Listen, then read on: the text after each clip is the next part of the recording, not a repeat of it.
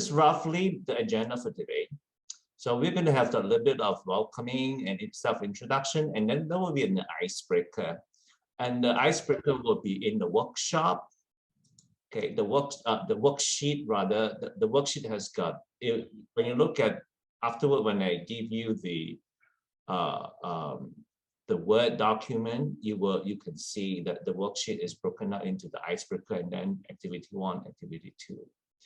So, and then we will, after that, we will flow into a little bit of discussion. I'll lead some discussion on family systems, because family system concepts, there are quite many. And that's why I have asked you to pre-read and watch the video, and I won't be able to go through it, but I will select a few of them to walk through it with you and also find some examples in the movies, right? And then after that, there will be a learning activities for you to be in a group to actually also work through it based on the movie, so that you can actually get more, become more familiar about what some of these major system concepts are.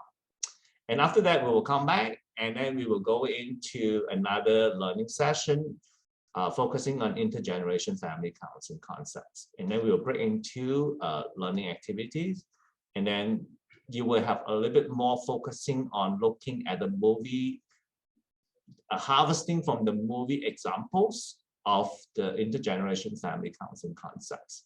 And then we will come back. That exercise or that activity will also include activities or questions for you to think about application. And I hope that you will find it interesting. But in the event that you don't have time to complete everything, that will be fine. But that worksheet, you can actually use it after the webinar. You can continue to work on it. And for those of you who you feel free to use that worksheet. If the worksheet, those learning activities give you some ideas you want to adopt, you want to use, feel free, you can use them. I'm just fine with just sharing with you. And you can use and adapt and expand on it. All right, so that's how we go. And when we break into into the breakout rooms, I will not be I will pause the recording for that. So we won't be recording the breakout activities. So with that said, I want to welcome everybody. Thanks for being here and appreciate your support for TCR, the Counseling Roundtable. And the objectives, we'll just slightly go over the objectives that I don't think I want to spend time going over that, because you already have read it and you know what that is. And the objectives are actually also included in the worksheet that comes along with it afterward. In fact, right now, let me just go ahead and give you the worksheet. Okay, so you have that worksheet. After that, you can open it and then you can follow that. Now, what I would like for us to do is to, I already explained to you the structure. We will have icebreaker, and the icebreaker will have questions for you to talk about yourself, also reflecting on your family. And I'd like for you to decide to what extent you want to share about yourself, about your family, but the goal is dual purpose, for you to get familiar with each other, and also for you to test yourself, to demonstrate to what extent you are able to identify some of these family concepts within your own life. Okay. Now, after that, we have 15 minutes. When you come back, I will break you into groups of 3, and when you come back in 15 minutes, each person takes 5 minutes. When you come back, we will just spend about 5 or 10 minutes to just go over about your experience with this icebreaker. Now, I know I'm throwing you into a deep end, because knowing that you guys, you folks are experienced people, you're professional people, and you know how to maintain your boundary. To what extent you want to disclose or not is up to you. Right, so but the goal is for you to open up to share about yourself.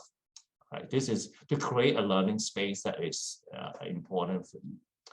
All right, so I'll give you 15 minutes, and then I will set, once time is up, I will like this Zoom as a way to give you 60 seconds and then you get bumped back into the main room.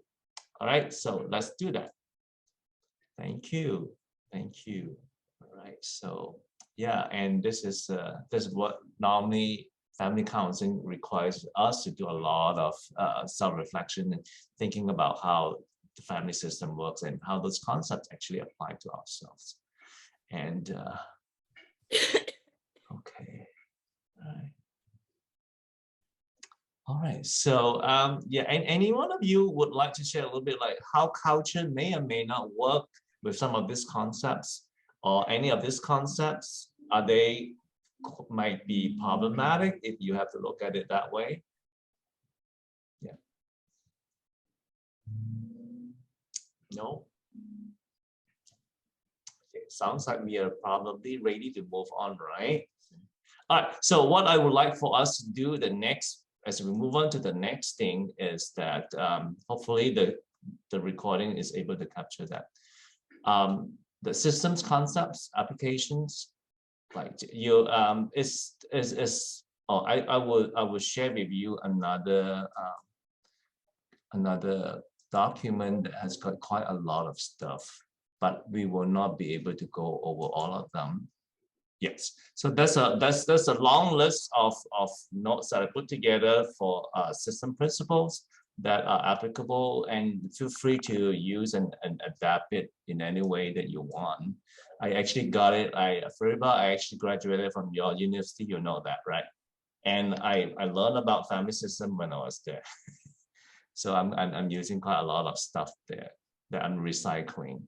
So what I'd like for us to do is to just there's few selected concepts I just want to go over with you. Like for example, one of them is all members are interrelated. That means when something happens to one person, other people in the system will be impacted, right? So it's very important to know that relationship dynamics and the meaning people make when something happens. Right? For example, in the Shang-Chi movie, right? In the Shang-Chi movie, when the mom, remember the mom, the name is Ying Li, I believe, right? When Yingling, when she was killed, who was impacted and what happened to them, right? Everybody was impacted. It's like a ripple effect, right? It goes around that way, and it changed not only the person's perception, but also the relational dynamics. Everything to me, this whole story is like a family trauma, right? That when a traumatic event happened to one of the family members, like this one is a major family member, is the mother of this family, and everything went topsy-turvy, right? And the next thing to think about is the boundaries, maintain and define how the boundaries maintain and define the systems.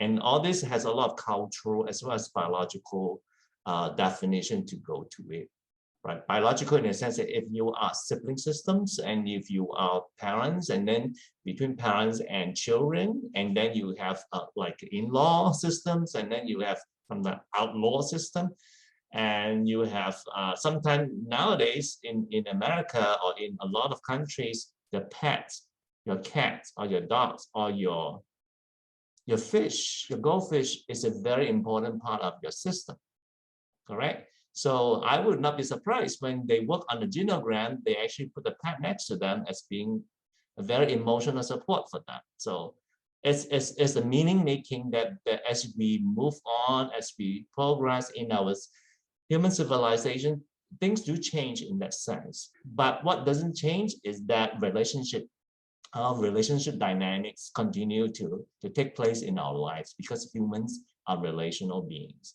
So think about when boundaries, like for example, how does the mom, or in this case, Yingling and Wenwu, which is the father, remember the father's name, the dad, how did they form and define the couple system?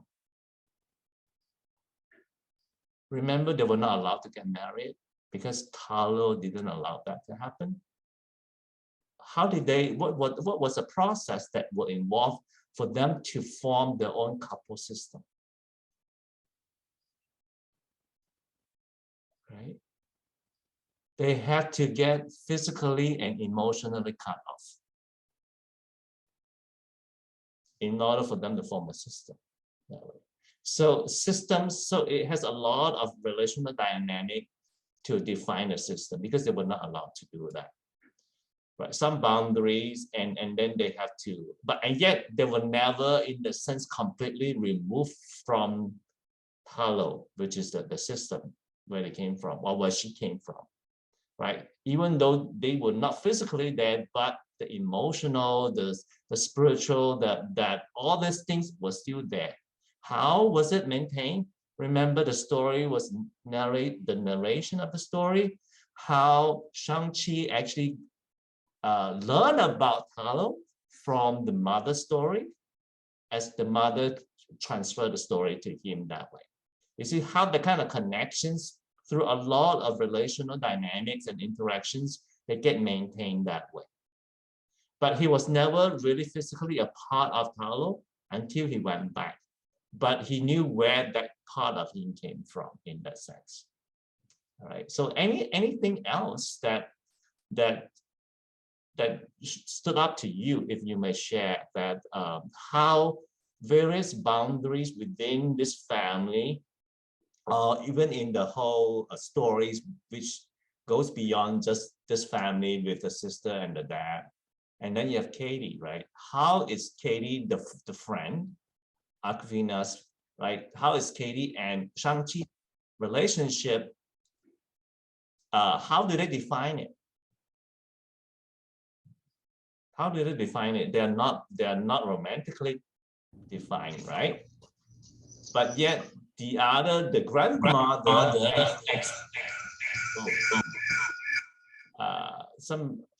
that was a feedback. Okay, now it's okay. So the grandmother wanted to define them as romantic, right?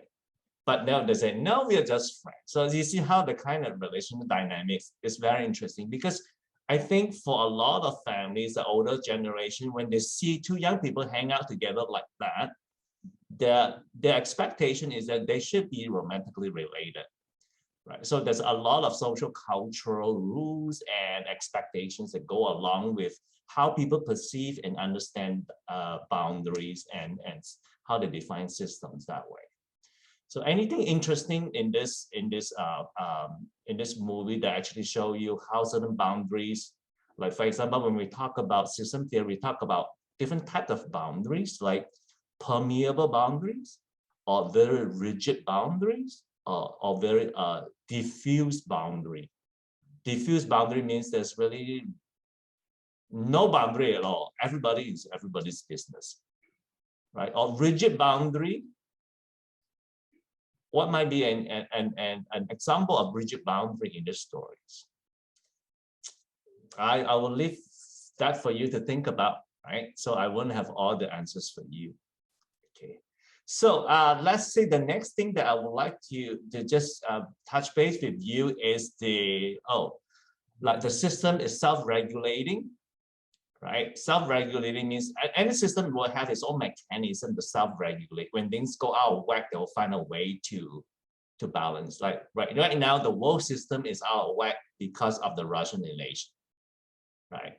So they are trying to very much, hopefully the United Nations and the leaders of all these influential players in the global states will be able to find a way to regulate all this out of whack situation, to bring it back to homeostasis, right? So it's very important this is what concept is, because systems is played out in all human life as well as in physical and ecological systems, right? And in this movie, how did you see the system principles playing out, like mechanism of negative feedback and positive feedback? When you think about systems regulating itself, you're thinking about the feedback loop, right? How the system is using different mechanisms to actually inform. But for example, let's use the Russian situation. Now the sanctions, right? The America and the West is using a lot of sanctions. Now that sanction is meant to send a negative feedback, not in the sense it's bad, in a sense negative, but negative feedback by definition means they bring you back to homeostasis, bring back everything back to normal, to peace, so to speak. So you use negative feedback to inject into the system so that whatever that went out of whack would return back to the same thing or the same situation before the things went out of whack. All right. I think probably everything will not return to normal as it was like a few days ago, because things have already happened. I remember several years ago, Crimea was already annexed, and the whole the country, the Ukraine, was different. And I think my expectation is that things will be quite different too, even when finally the war or the battle is the fight is resolved. There will be some sort of change, fundamental change to Ukraine, I think, in some ways. But I don't know, I'm not in a position. I'm just using that as an example. But in this case, in this movie, the mother's death or the mother's murder, right, upset the whole system. Everything went up. So what kind of negative feedback or positive feedback actually happened to show that this is the system they're trying to regulate, trying to bring back some sense of normalcy or balance. For example, Shang-Chi had to run away. Running away is a way to regulate because it's just too much to handle, didn't know how to handle that. Right? And then the father actually went back to the 10 rings, right? How he resolved it is to go back to that. Right? You see how when something happened, everybody in the system will have to juggle, will have to find different ways, different interactions to try to see if we could achieve back to some sense of normalcy. Right? So interesting that the father actually he has changed, right? He changed because of the mother, brought him to a different place that you don't have to be that bad guy, right? You can leave the 10 rings, you can let go, because she was willing to let go of her own culture, in a sense, whatever that she has, she was whatever that she had from where Carlo was, right? And then she was able to do that or willing to do that. But interesting that the critique is that, but the father actually let go of the 10 rings temporarily. He did not throw it into the volcano and like a lot of the rings, right? Throw the ring into the volcano and then get it burned and get it what? No, he actually kept it, right? So what kind of change that actually he had, or that may be telling you a little bit about gender?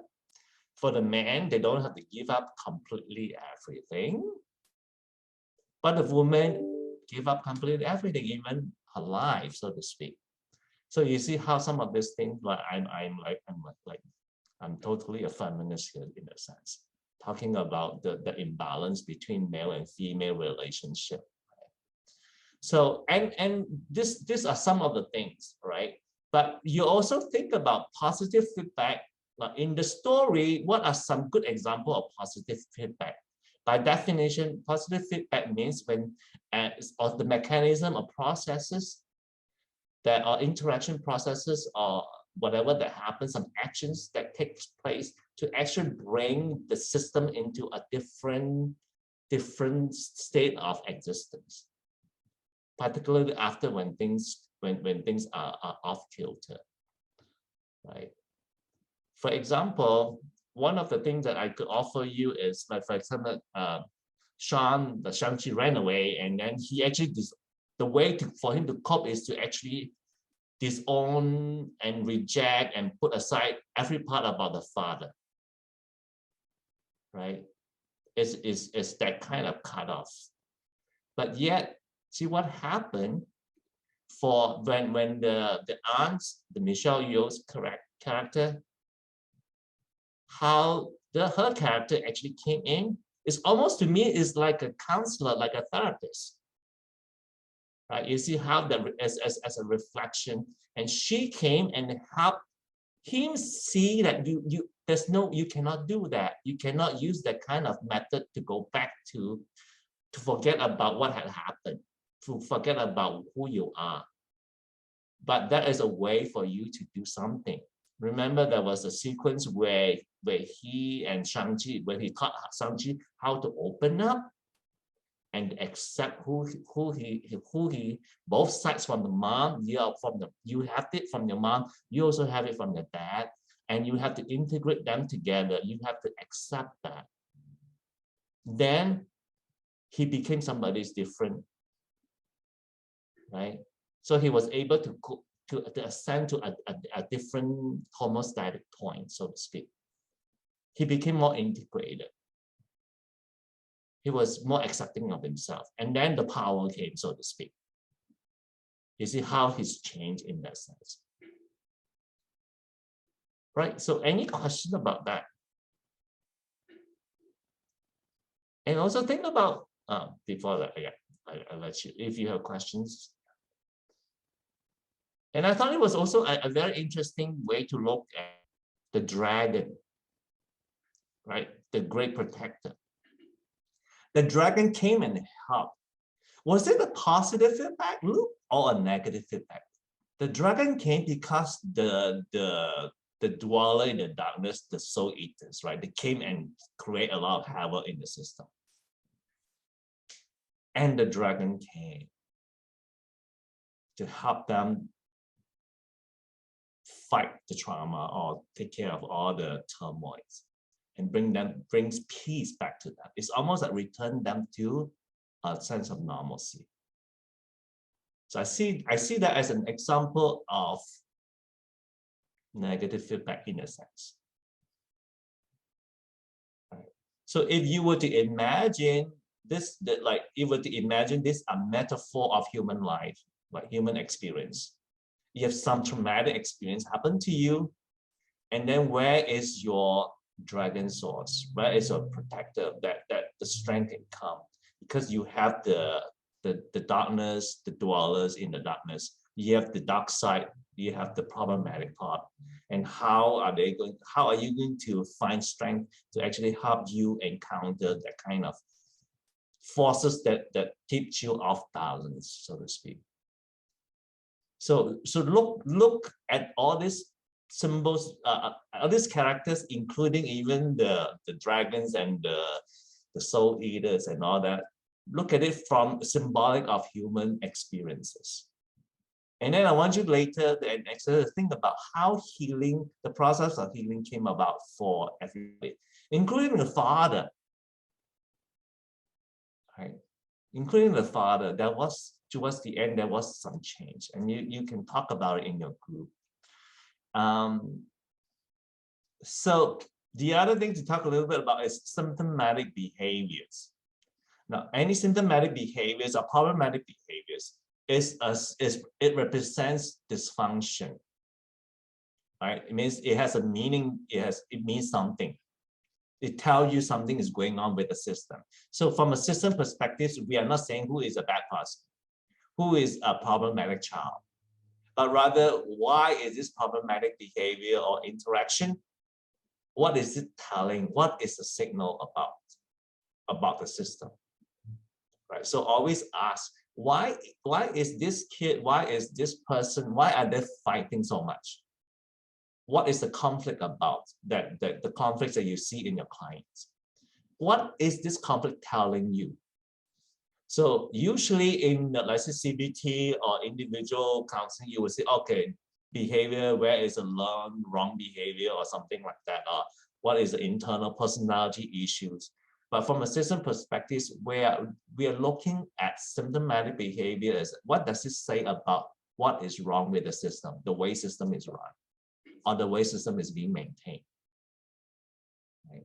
So oftentimes, like for example, like you have a 7-year-old kid act out when the parents are going through a divorce. Right? So it's a response that acting out is a response to telling the system that something is not right that's happening in this family. So it's not so much about what is wrong with this kid. Right? A couple of other concepts, and then we can go on and then look at some activities. The next one is first and second order change, right? That is very, very important for system concept is about first and second order change.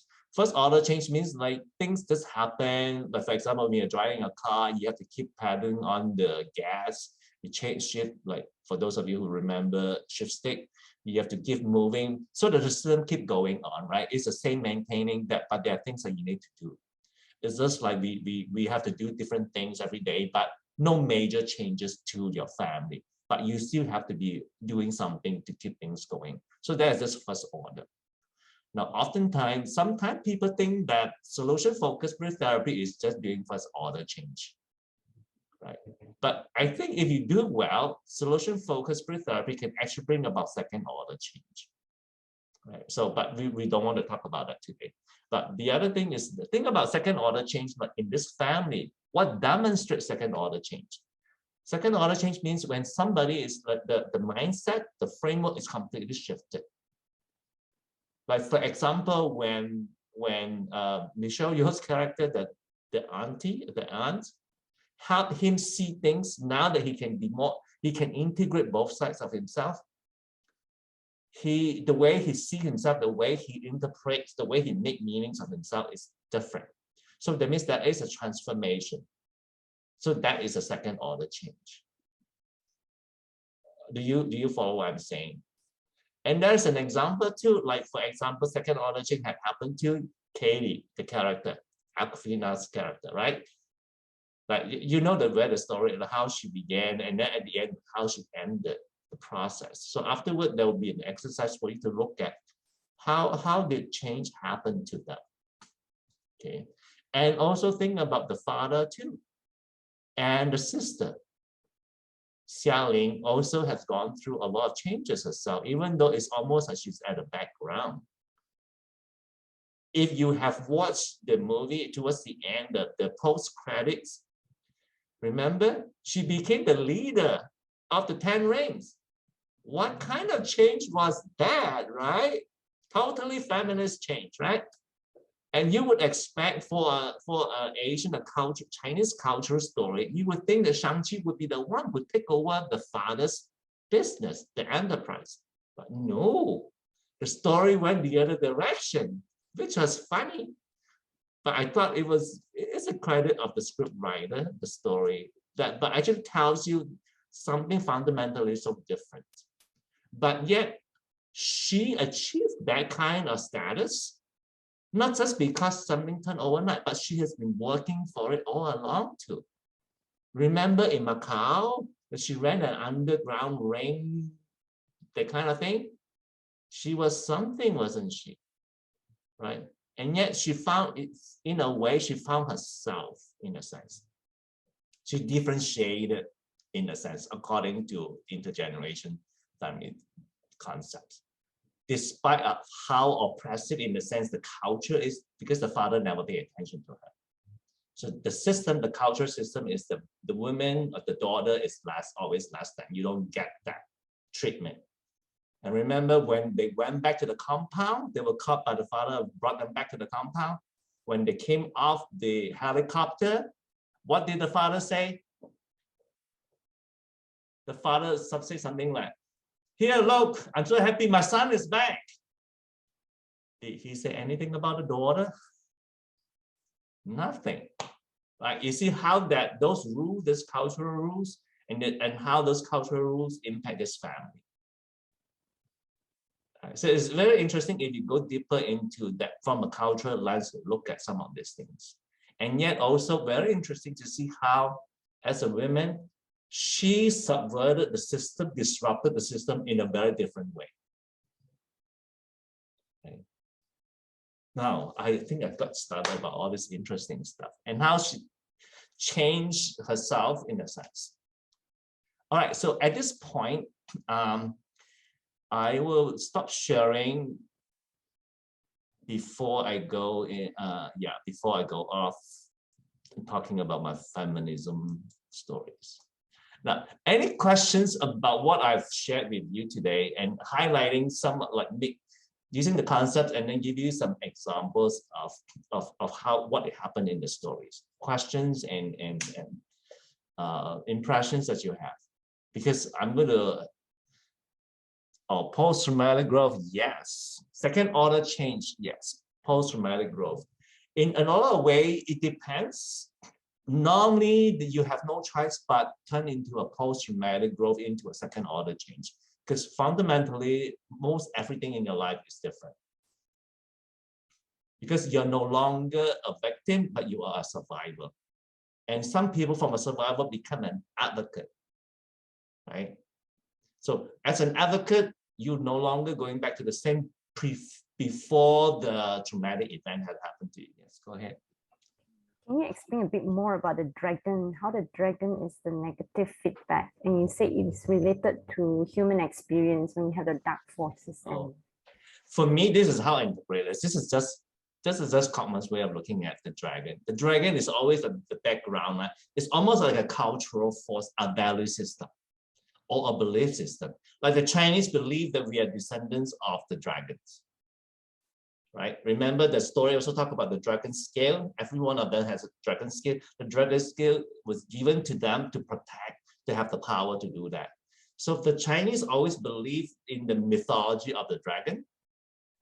That is, it is the one that brings us prosperity. Is the one that in fact, the descendants of the dragon. There's actually a song about that, right? That is that concept. Dragon is a protector. I don't know why they translate as a protector, but for whatever, it's just the story. Like we just take it. And dragon, it means a lot. That's why we have dragon dance. We have dragon. Dragon means dragon is like the Chinese called xiang long, right? It means it brings you peace, tranquility, everything good. So that comes from the dragon. So that becomes a system of reliance of our faith and belief in the culturally. This is how it goes. So when things go off kilter in your life, right? When traumatic events happen in your life, what do you have? What kind of cultural, family values and belief systems that can support you, that keeps you strong, that can bring you back to a state of homeostasis or to that balanced state? Right. Now, for those of you who are familiar with Down in the Delta, that movie that depicts was directed by Maya Angelou. You take a look at that movie. It's very interesting because in that movie there is one thing called the candelabra that this family inherited from because this family was the great parents. The grandfather was a slave.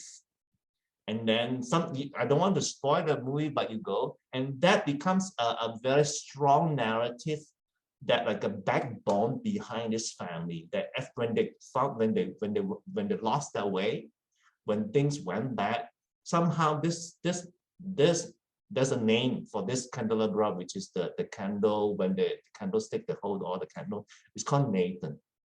So when they talk about Nathan, they know what that is. So for the Chinese culture, when we talk about the dragon, for those of us who are deep in the cultural aspect, we know what that dragon symbolizes, right? So what I'm saying is that how in each of our culture, in each of our family, there is something that is a backbone that holds the family together, that gives you the strength. And sometimes, how do we work with our families to come to see us? How do we help them identify that? What is it about this? It could be the belief that believe in hard work. It could be a faith, right? It could be a religion.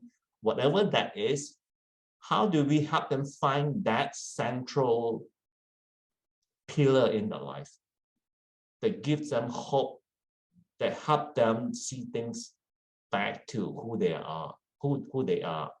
You follow what I'm saying? I think I hope I'm explaining myself, right? So that when this dragon comes, remember when the dragon showed, he was almost like drowned, right, in the lake, and then the dragon came to him, and then Did he kiss the dragon or something like that? Remember, he met with the dragon. It's almost like I'm face to face with who I am in my family, where it comes from, right? And that gives me that peace, that gives me the strength. And then he rode the dragon, right? And more interesting to me is that the sister actually jumped onto the dragon too. So he wasn't the only boy, right? You would think that the Asian culture, the boy gets to ride the dragon, not the girls, right? But no, you see, in a lot of ways, this movie actually broke a lot of stereotypes in many ways. Well, it maintains a lot of Asian cultural themes. So that's why, to me, I like this so much, because it speaks to the current times more, how we broke barriers, how we address isms, how cultural situation. Do I explain myself in a sense, Angela? Yeah. I might be weird. I look at it that way, but that's how I interpret it. So this is free for all. You can interpret how you want, but I'm just trying to explain myself to see how that story, how it is described, and how I resonate, and how we see different elements in it. Okay. All right. So one more thing is about closed system or open system, right? Like open system is that you welcome change. Like for him, Shang-Chi has to open his palm symbolically to accept the new information from the new teaching from the aunt. This is an open system. If not, you won't be able to transcend. You won't be able to transform. You will not be able to go into level second order change. So usually what we do as counselors, we are trying to bring in positive feedback loop to help our clients and the family to move towards second order change, to change the dynamics, or to change the family structure, or to change the interaction pattern, so that they don't have to go back to those dysfunctional patterns. This is what we do. We are invited, we are paid to be the influencer, so to speak, as a positive feedback provider, in a sense. Or in a way, a little dragon appeared. So yes, questions? If not, would you like a break? Or I can bring you into your groups and do the, oh no, gosh, I don't have time for, you know what? This is always my problem. I always over prepare. But okay, we're not going to do the second activity. You can use the worksheet for yourself about the system concepts. I think because we have talked about it, I've given you enough example. But what I want to do is for me to just like spend the next 5-10 minutes to talk about the intergeneration family concept, and I will send you into a group for you to work on that intergenerational family,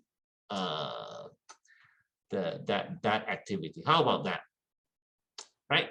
So now for intergeneration family, the concept, the few things that you need to pay attention to. If you could open up your PowerPoint, then you can see. Do you have the PowerPoint? Or let me open it up. Okay, this is when you see this. Okay, this is where we go. Now, I only highlight some of the concepts because I expect you to have resources that you can go back and read to. There are a few things that you need to pay attention to. The first one is the two counterbalancing forces.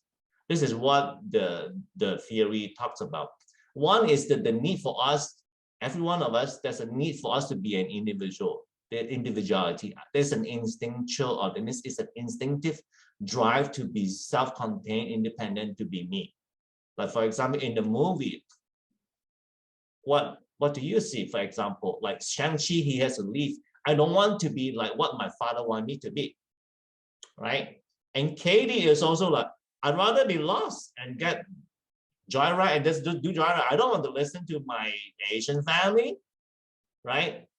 So in a way, you see how they're reacting to, how they're trying to claim for themselves. But yet, there is also the need for togetherness, right? Katie trying to like have the least interaction with the family possible, but she will hang out with Shang-Chi all the time and sing karaoke, like go to the karaoke and sing and all that. Like, hey, it's too late, tomorrow we're gonna work now. How about we just go to the karaoke and sing? No, there is always a need for togetherness, for to be in company of other people, to be in relationship.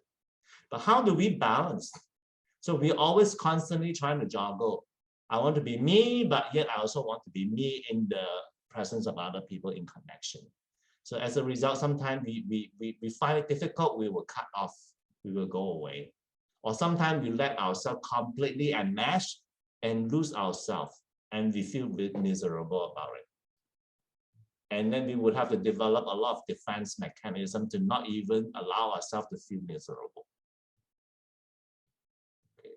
I've always used this because the way I read the Chinese family is that in Chinese family, you are expected to live very close to each other, right? If you're not married, you have to live at home, right? So that is the Asian culture. But you're so close, you are every 24/7, your family is into your business all the time. So what do? You still have to create some sense of distance, right? So you keep a lot of secrets, you don't want to tell them. Right? You emotionally, you have to find some space. This is how I read it. But for American culture, it's very interesting, isn't it? They are like very individual. You don't even know who your next door neighbor is, like in the apartment, right? Upstairs, downstairs, you just you don't even know their names, but you don't interact. But you love to come together for tailgate party, right? You see how there is also the need to come together. Like you have a football stadium like filled with 60,000, 70,000. That's the time when you come together. Or homecoming, right? For university, you have always a homecoming. But other than that, you're very much all on your own. So even how in the extreme of individualistic society, you can still see people coming together. The need for togetherness is still there. But it's just in different cultures, the way we balance is very different. Okay, and then the other thing to think about is the intergenerational family based on system theories. Think about patterns of behavior in all these interactions and whatever your belief systems and your value system, and even the way you manage emotional climates get repeated across generation, and also get repeated in your non-family settings as well. So sometimes we bring ourselves to the workplace. But for me, I bring myself to my teaching. I realize that a lot of me is expressed in the way I interact with students, in the way I teach, right? So I cannot run away from a family of origin in that sense. And then the other thing is about nuclear family emotional processes. Every family has a way to manage emotions, and then from the continuum, like to a very some families are very like not touchy-feely at all. They don't really talk about emotions, and very, very subdued, very, very distant emotionally, or sometimes even the extreme we call very cold, right? There are some families are like that. And then to the other extreme, and some families are so touchy-feely, lovey, and all that. And yet they're also in your face all the time. They're into your business all the time. And some emotional situations like they're very free, very supportive, or some are not very supportive. Now, when we think about family of origin, we're thinking about emotional climate. Right? So it's how do we help our clients understand, interpret the meaning of those emotional processes, the emotional climate. And of course, research shows that a more growth promoting family environment is the one that is warm and accepting emotionally. Okay. Now, the other concept is called differentiation. Some of you probably heard about that. Remember that differentiation and think about what it is. It's about the ability to think, the thinking. This is where the theory is biased in the sense that it privileges people who can think very clearly and very non-emotionally, particularly when things are very, very very emotionally disturbing, very stressful. It says that you are highly differentiated means that you are able to make decisions from a very cognitive thinking perspective. And emotion, you would not let emotions impact you too much in that sense, right? It's your ability to handle emotionality that speaks to differentiation, particularly when you are in a very intense relationship, like people go into a romantic relationship. This is where some of these things will show up, right? Whether you can handle rejection, whether you can handle conflicts, and why conflict is there in your relationship. It's a way of managing relationship. Like you heard about stories like some people will self-sabotage when the relationship is getting closer, and then they will do something to end the relationship because the relationship is getting too intense, too hard for them to handle. They will do something to sabotage that. So that would tell you this person has this differentiation level is lower. If it is higher, this person will be able to manage and find ways to negotiate. Are you with me? Right?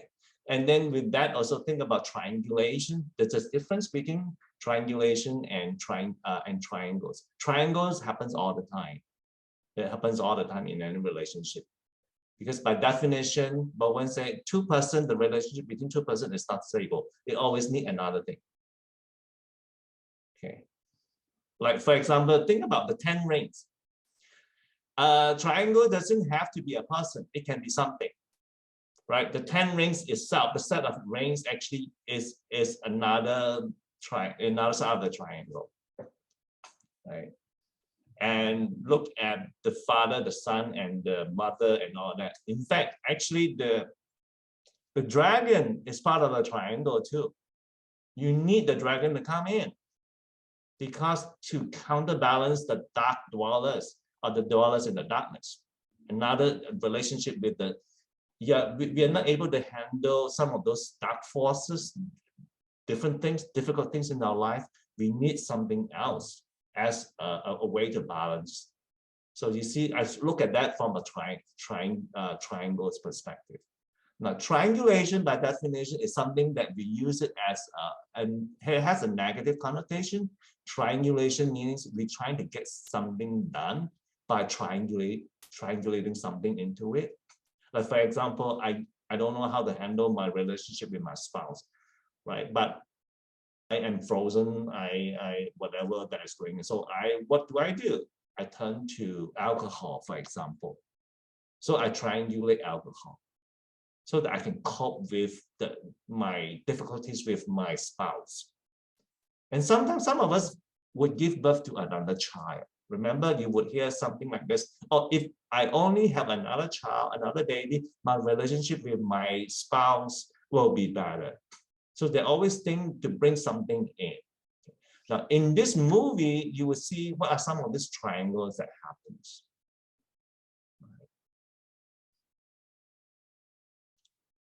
So anyway, I am not going to spend too much time on this, but I just want you can read the PowerPoint. Is there any questions that you would have when we think about intergeneration family therapy? If not, then I will send you into a group activities for you to take a look. And let me stop sharing and then come back to you. And so questions. This is like a crash course, but I expected that you already have previous exposure to it. And this is a time if you have questions, I would like to open up for questions. So what I want to do is I'm going to send you into your breakout room again, and then you work on the activity number 3. Whatever you can take a look and see, and then for the next we can have like 30 minutes to do that, and then we will come back about like 25 minutes. We'll come back to have like just 5 to 10 minutes to touch base to have other questions that you might have to wrap up. All right. Okay, just hang in there. We'll be done very soon. I will open up the rooms and for you to go back into the group that you shared with. Yeah. Thank you so very much for this opportunity. It was a great discussion. You know, we really believe in, oh, we cannot separate culture from family systems, and how integrated in our conversation we learn, and we, you know, we all were from different countries, different cultures, and so was a great discussion that yes, that family system is really important. Working in with a generation therapeutic with considering generation is very important, and actually how culture is important to be considered when we want to work with families. Is there one thing that you can go away with that you want to share? If this, you know, is, I know we are running up against the hour. Yeah, I think within our group, the more we discuss, the more we hear each other out, the more we see. So the more we see, the more we want to see. And then we got all really excited. So I'm thinking that I think it's important to,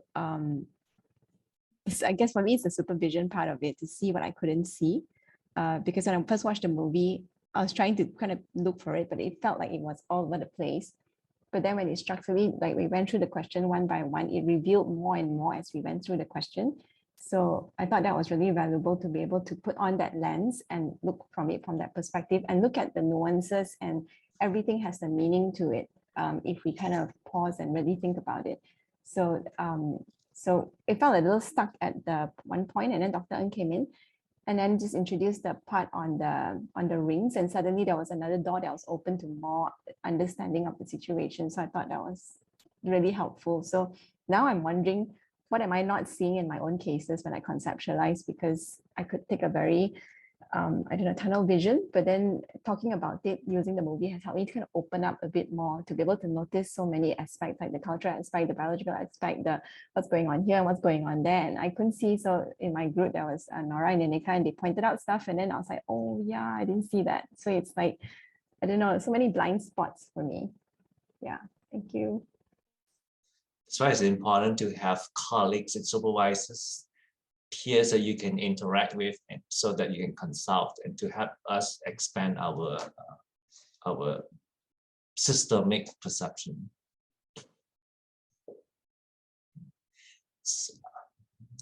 So my challenge or assignment for you is that I know there are a lot of questions, there are a lot of scenarios I put there. I want you to take the time to mull through it and then see how, in what way it can further inform you about family systems and how working with family and what does it mean. How would you, if you would, actually, for example, one of the questions is, when Shang-Chi was in San Francisco at the age of 16, if you were the school counselor, how much you work with Shang-Chi? Like if you are Katie's school counselor or whatever that would be, how would you work with them? Or if one will actually come see you after the death of the wife, because he was, it's a lot of like trauma thing, right? A lot of grief. What would you be working with? Or are you going to look at him as a villain, like 3,000-year-old villain, or are you going to look at this person is hurting inside, and his whole system is went out of whack, his whole life went out of whack? How do we work with that? How do we empathize? How do we see beyond just a person having like a massive killer? Okay. And I just also want to leave it with you that find your own dragon. Find something that in your life, in your culture, in your family that gives you the strength.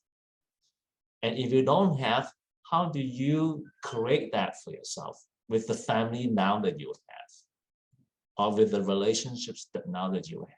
Because some of us are away from our family for whatever reason, our own family of origins not able to give us that, but how can we find our own in that sense in this larger society? Okay, And I'm going to hang around for a little bit more. If you have questions, I'll be glad to be here to respond to you.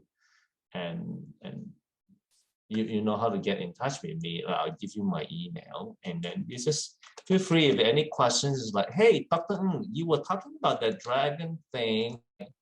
I want to ask you a question about that dragon thing. I might know, I might have my perspective, or I might not. I will say, I don't know. You go find out your dragon scale, all right? Come tell me. So, yes, and on behalf of TCR, I appreciate very much for your attendance today. And we will continue. Once this thing, it probably take us about a month or so for us to get this edited. And if you need any other resources, if I have them, I would be glad to share with you. Okay, and I'm going to stop recording now.